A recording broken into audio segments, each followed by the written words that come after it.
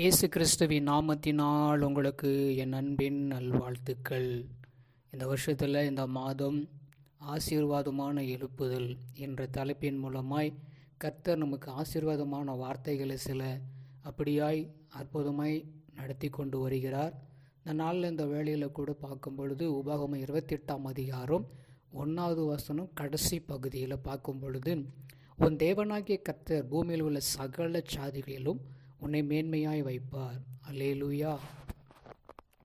நம்மளை அவர் மேன்மையாய் வைக்க தான் கர்த்தர் நம்மை வைத்திருக்கிறார். அந்த பூமியில் உள்ள சகல சாதிகளிலும் நம்மளை மேன்மையாய் வைப்பார். இந்த நாளில் கூட ஒரு விசேஷித்தமான ஒரு நாள் அப்படின்னு சொல்லி பார்க்கும்போது, சுவாமி விவேகானந்தருடைய பிறந்த நாளை முன்னிட்டு இளைஞர் தினமாக கொண்டாடப்படுகிறார்கள். இன்றைக்கி எத்தனையோ இளைஞர்கள் இன்றைக்கி வாழ்க்கையில் சில இளைஞர்கள்லாம் பார்க்கும் பொழுது இன்னல்களில் சிக்கி தவித்து கொண்டிருக்கிறாங்க.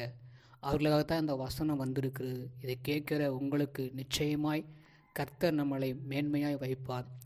சகல சாதிகளிலே நம்மளை மேன்மையாக வைப்பார். ஒருவேளை எல்லா வாலிபரும் சொல்ல முடியாது, சில வாலிபர்கள் சோர்ந்து போயிட்டு வாழ்க்கையில் வழித்தடமாறி போயிருக்கிற உங்களுக்காகத்தான் கர்த்தர் சொல்கிறாரு.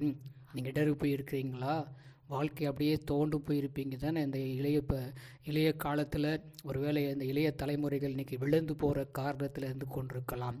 ஒருவேளை ஏதோ ஒரு காரியம் உங்களை வாட்டி வதைத்து ஒரு சோர்வுக்குள்ளே கொண்டு போயிருக்கலாம்.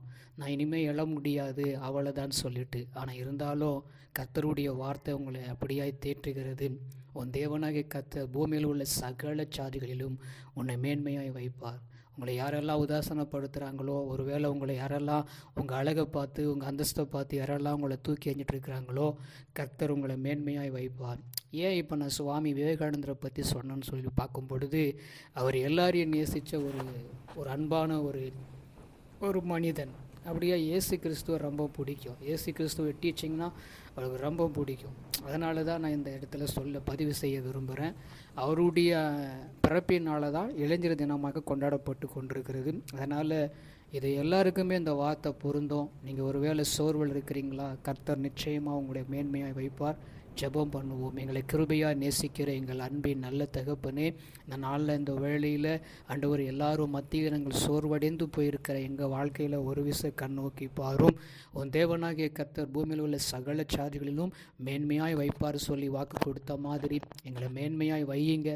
இந்த சகல சாதிகளில் எங்களை மேன்மையாக வைத்து நடத்த கிருபை செய்யும். இயேசுவின் நாமத்தில் ஆமென்.